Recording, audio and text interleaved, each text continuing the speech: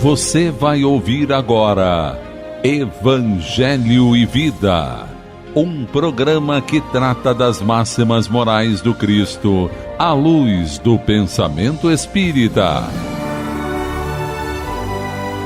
Produção e apresentação, Ricardo Gomes. Amiga e amigo ouvinte, sou Ricardo Gomes e com muita alegria estou iniciando mais uma edição do programa Evangelho e Vida nas ondas fraternas da nossa Rádio Rio de Janeiro, a emissora da Fraternidade. Mais uma vez desejo a você saúde, paz, serenidade e esperança, agradecendo sempre a sua preciosa audiência. O nosso tema de hoje é a aliança da ciência e da religião, e terá como base o capítulo 1 do Evangelho segundo o Espiritismo, que tem como título Não vim destruir a lei, em seu item 8. Iniciaremos citando as considerações de Allan Kardec, que abrem as reflexões do tema, em que afirma: a ciência e a religião são as duas alavancas da inteligência humana. Uma revela as leis do mundo material e a outras do mundo moral. Tendo, no entanto, essas leis o mesmo princípio que é Deus, não podem contradizer-se. Se fossem a negação uma da outra, uma necessariamente estaria em erro e a outra com a verdade, porquanto Deus não pode pretender a destruição de sua própria obra. A incompatibilidade que se julgou existir entre essas duas ordens de ideias provém apenas de uma observação defeituosa e do excesso de exclusivismo de um lado e de outro. Aproveitamos para lembrar, prezados ouvintes, que em todos os tempos, incluindo os dias atuais, não faltou pessoas ligadas à ciência tentando criar descrédito aos princípios religiosos e também de religiosos tentando desacreditar nos princípios basilares da ciência, criando muros ao invés de pontes entre estes dois ramos do conhecimento humano. Neste sentido, estão os comentários de Allan Kardec no item do Evangelho, objeto de nossas reflexões, quando afirma: daí o conflito que deu origem à incredulidade e à intolerância.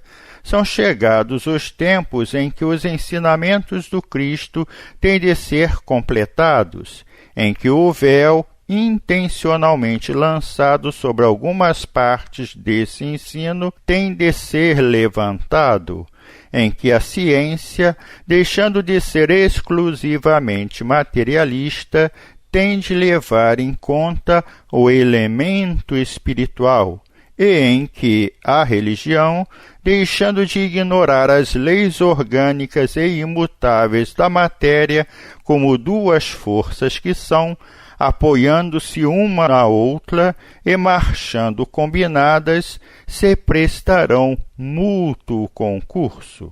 E continua o codificador: a ciência e a religião não puderam até hoje entender-se, porque, encarando cada uma as coisas do seu ponto de vista exclusivo, reciprocamente se repeliam.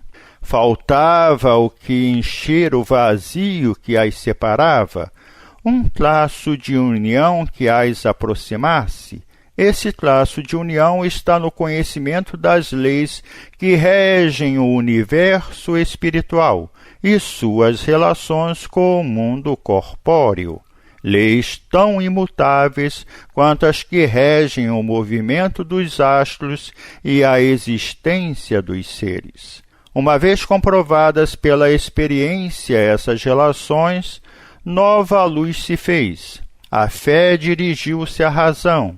Esta nada encontrou de ilógico na fé. Vencido foi o materialismo.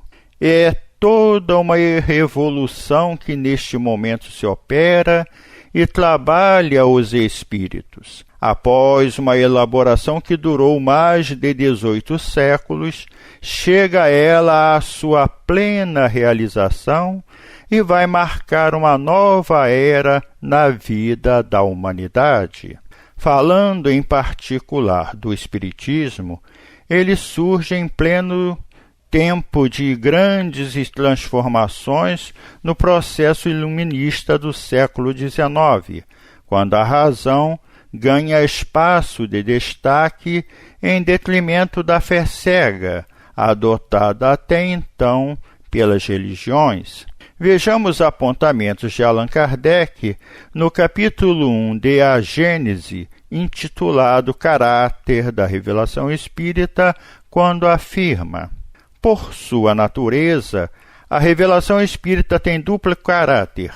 Participa ao mesmo tempo da revelação divina e da revelação científica.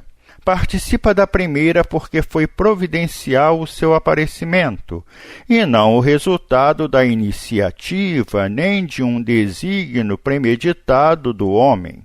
Porque os pontos fundamentais da doutrina provêm do ensino que deram os espíritos encarregados por Deus de esclarecer os homens acerca de coisas que eles ignoravam, que não podiam aprender por si mesmos e que lhes importa conhecer, hoje que estão aptos a compreendê-las.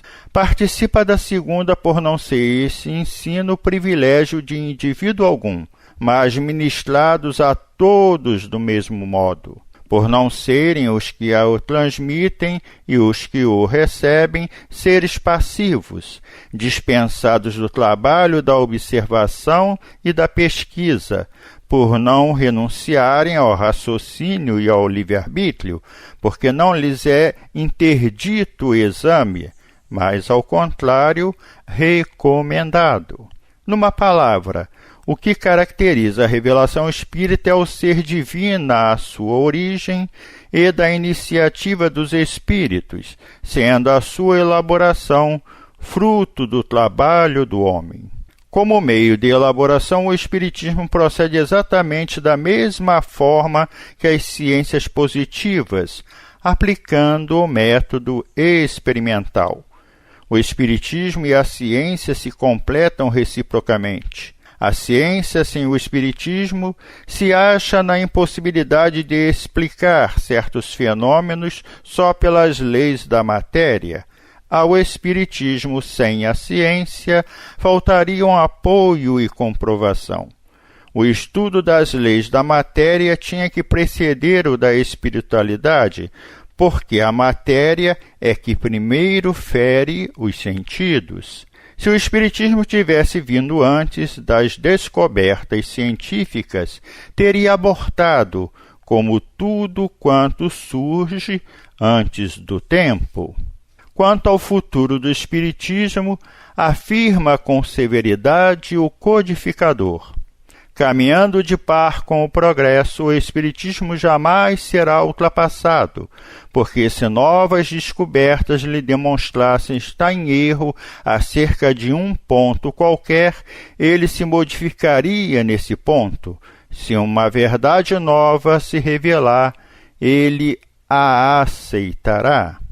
Tendo por base o método experimental, o Espiritismo abriu vasto caminho para a pesquisa dos vários fenômenos anímicos e mediúnicos que até então eram tidos como sobrenaturais por uns, ou como fraudes ou distúrbios psíquicos por outros. Cabe-nos, prezados ouvintes, homenagear a todos aqueles que, sem ideias preconcebidas, fizeram sérias pesquisas sobre esses fenômenos, legando à humanidade os resultados que sedimentaram os conhecimentos trazidos pela doutrina espírita codificada por Allan Kardec na comprovação da imortalidade da alma, da reencarnação e da comunicabilidade dos espíritos com os homens através da mediunidade.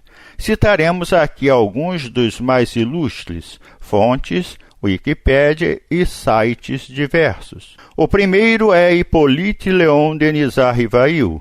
Foi um influente educador francês, autor, tradutor e estudioso do magnetismo espiritismo. Fundador e diretor de escolas na França, estudou com um dos nomes mais influentes da pedagogia contemporânea, o suíço-alemão Johann-Henri Pestalozzi. Era membro de diversas sociedades acadêmicas, entre as quais o Instituto Histórico de Paris e a Academia Real de Arras. O professor Rivail escreveu diversos livros, dentre os quais destacam-se Plano proposto para a melhoria da instrução pública, Gramática francesa clássica, Programa dos cursos ordinários de Química, Física, Astronomia e Fisiologia, entre outras.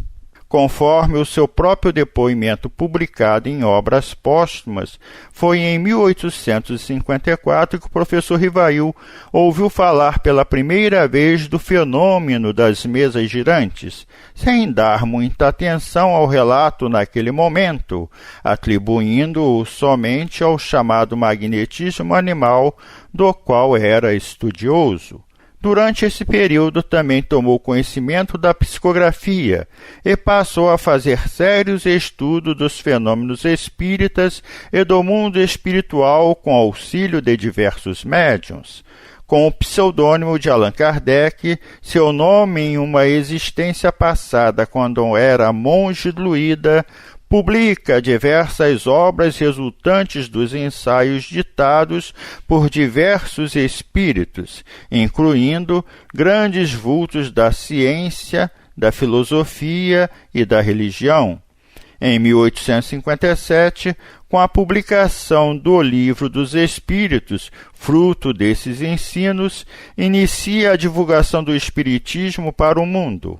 Funda em 1858 a Revista Espírita e a Sociedade Parisiense de Estudos Espíritas, a primeira instituição espírita legalizada no mundo.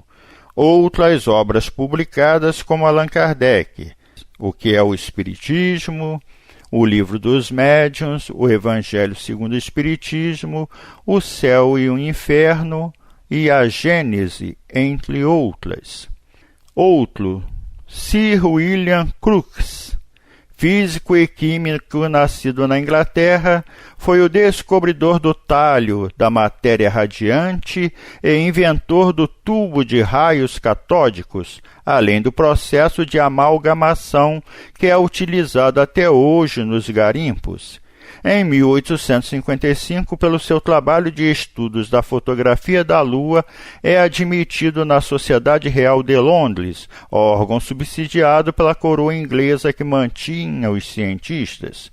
Durante 4 anos, William Crookes teve contato com vários médiuns de efeitos físicos que possibilitaram a pesquisa de muitos fenômenos de materialização de objetos e partes do corpo humano, além da materialização de mãos em baldes de parafina fervente. Mas uma médium em particular possibilitou-lhe um estudo mais completo da materialização de espíritos, senhorita Florence Cook, que quando em transe possibilitava a materialização completa do espírito Kate King. Nos estudos com a médium Florence Cook, todos os cuidados científicos de pesquisa foram tomados, procurando evitar a fraude, e foi possível ao cientista não só fotografar o espírito Kate King, como captar-lhe as pulsações, pesá-la, medi-la e analisar seus fios de cabelo, constatando serem totalmente diferentes das condições da médium. O resultado desta pesquisa está em sua obra Fatos Espíritas.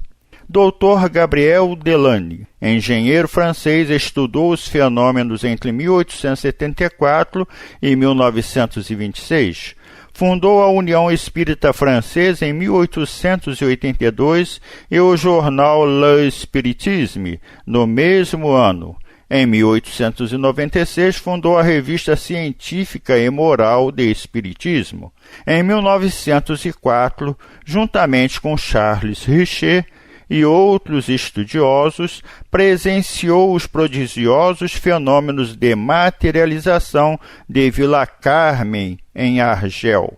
Pesquisador infatigável, merece um lugar de honra em razão da sua impressionante bibliografia de 8 obras muito preciosas e detalhadas sobre o espiritismo científico e experimental, legando à humanidade diversas obras, tais como Evolução Anímica, A Alma é Imortal, O Espiritismo perante a Ciência, A Reencarnação, entre outras. Camille Flammarion foi um astrônomo, pesquisador psíquico e divulgador científico francês, importante pesquisador e popularizador da astronomia. Recebeu notórios prêmios científicos e foi homenageado com a nomenclatura oficial de alguns corpos celestes. Quando tinha apenas 20 anos de idade, publicou a obra intitulada Pluralidade dos Mundos Habitados, que teve grande repercussão no mundo científico. Flammarion foi um dos pioneiros do espiritismo na Europa, prestou grande concurso ao mestre Allan Kardec através de sua faculdade mediúnica, recebendo inúmeras comunicações do iluminado espírito de Galileu, que se acham inseridas no livro A Gênese. Publicou também Deus na Natureza, A Morte e Seus Mistérios, O Fim do Mundo, Urânia, O Desconhecido e os Fenômenos Psíquicos, entre outras obras. Johann Carl Friedrich Zollner, astrônomo famoso e professor de Física e de Astronomia da Universidade de Leipzig, na Alemanha. Utilizou-se em 1877 de outro grande médium do passado, Heinrich Slade, e agindo como verdadeiro homem de ciência que era, conseguiu extraordinários fenômenos de materialização, de transporte, de levitação e de escrita direta. Dr. Gustave Geley, diretor do Instituto Metapsíquico de Paris e professor da Faculdade de Medicina de Lyon, estudou o ectoplasma e os fenômenos de materializações. Obteve moldagens de cera impossíveis de serem reproduzidas por outro processo e que estão conservadas no Instituto Metapsíquico Internacional, em Paris. Obras publicadas: O Ser Subconsciente, A Chamada Fisiologia Supranormal e os Fenômenos de Ideoplastia, A Ectoplasmia e a Clarividência, entre outras. Albert de Rochat foi um engenheiro militar, diplomata, historiador da ciência, pesquisador de fenômenos espíritas, escritor, tradutor e administrador da Escola Politécnica de Paris. Realizou numerosas experiências sobre o magnetismo, o sonambulismo, a exteriorização da sensibilidade, que é o desdobramento, e a motricidade, assim como a levitação. Obras: As Vidas Sucessivas, A Levitação e a Exteriorização da Sensibilidade. Dr. Raymond Moody Jr., psiquiatra, psicólogo, parapsicólogo e filósofo natural, nascido na Geórgia, Estados Unidos. Se especializou na pesquisa dos fenômenos conhecidos como EQM, experiências de quase-morte, situação esta em que a pessoa entra em estado de coma e, quando retorna, relata as experiências que vivenciou quando se encontrava no estado comatoso. O Dr. Raymond pesquisou mais de 900 pessoas de diferentes condições e situação que provocou o coma, e constatou que, de uma forma geral, todas diziam a mesma coisa, ou seja, que se viam saindo do corpo e percebendo a agitação dos médicos à sua volta, que viam seu corpo entubado e que, ao mesmo tempo que sentiam medo pelo inusitado da situação, sentiam-se aliviadas e felizes, pois a dor desaparecia completamente. Viam-se atraídas para um túnel de luz que, ao final deste, encontravam-se com parentes ou amigos já mortos, num estado de paz e bem-estar muito grande. Obra mais conhecida, Vida Depois da Vida. Dr. Ian Stevenson, americano que foi chefe da divisão de parapsicologia do Departamento de Psiquiatria da Universidade de Virgínia, nos Estados Unidos. O Dr. Stevenson, num trabalho que durou mais de 20 anos, pesquisou e arquivou mais de 12.000 casos de pessoas, na sua maioria crianças, que em dado momento de suas vidas, sem uma razão muito clara para isso, passaram a dizer que tinham sido outra pessoa em outra vida diferente, lembrando-se com impressionante nitidez de fatos e situações vividas, assim como de nomes de pessoas e cidades. Obra publicada, 20 casos sugestivos de reencarnação. Dr. Ramendra Nath Banerjee foi diretor do Departamento de Parapsicologia da Universidade de Rajasthan, Índia, fundador do Instituto Indiano de Parapsicologia em 1957 e, desde 1970, radicado nos Estados Unidos, possui trabalho semelhante ao do Dr. Stevenson, contando com mais de 3.000 casos catalogados.